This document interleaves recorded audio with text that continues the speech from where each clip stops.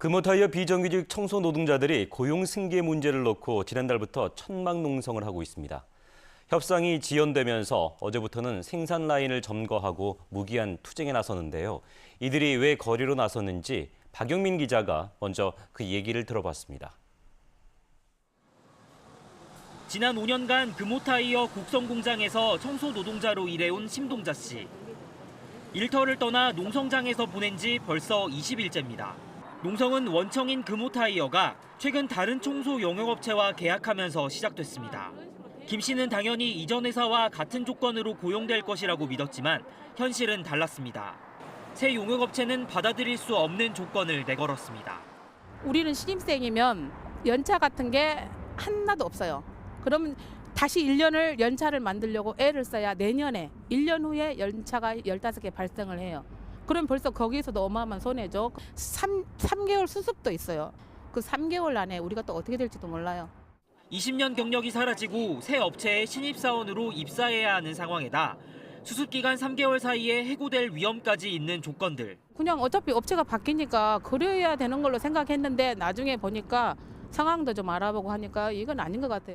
새 업체와 근로계약을 미루고 농성에 참여한 청소 노동자는 모두 93명. 평균 경력은 10년 가까이 됩니다. 그동안 해오던 대로 경력을 인정해달라고 요구했지만 업체는 묵묵부답. 오히려 신규 대체 인력을 뽑겠다고 통보해왔습니다.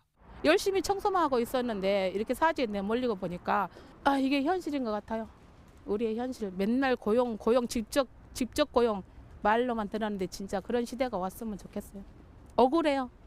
눈물만 나고.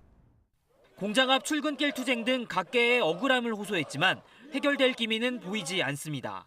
답답한 심정에 마지막 수단으로 공장 생산 라인을 점거했습니다. 천만 농선도 하고 우리가 할 수 있는 거 최대한 다 한 거예요.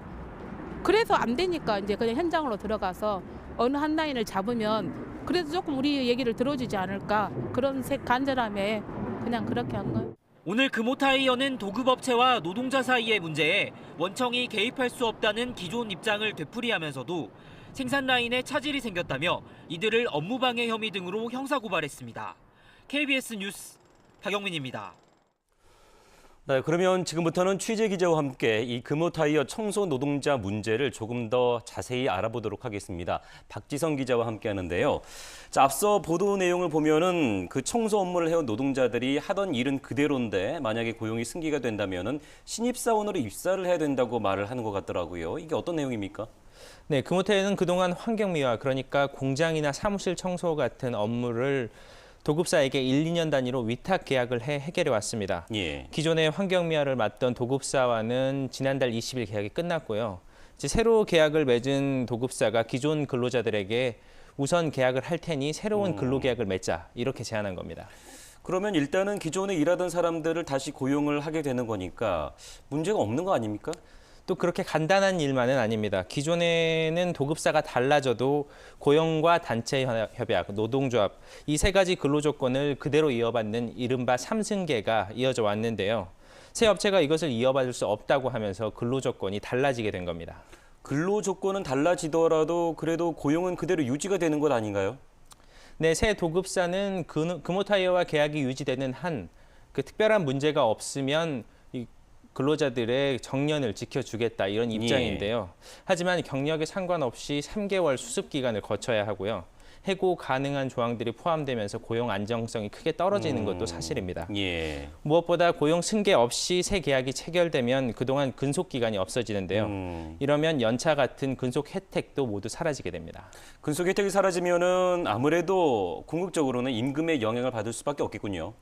네, 새 업체는 3천만 원대 연봉으로 기존 업체들과 비슷한 수준이다 이렇게 말하고 예. 있는데요.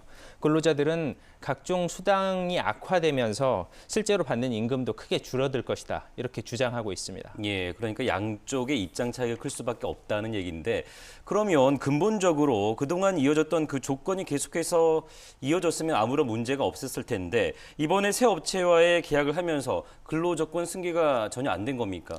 네, 근로조건 승계 관련해서는 두 가지 노사 합의서가 있는데요. 예. 구속력이 없거나 지켜지지 않고 있습니다.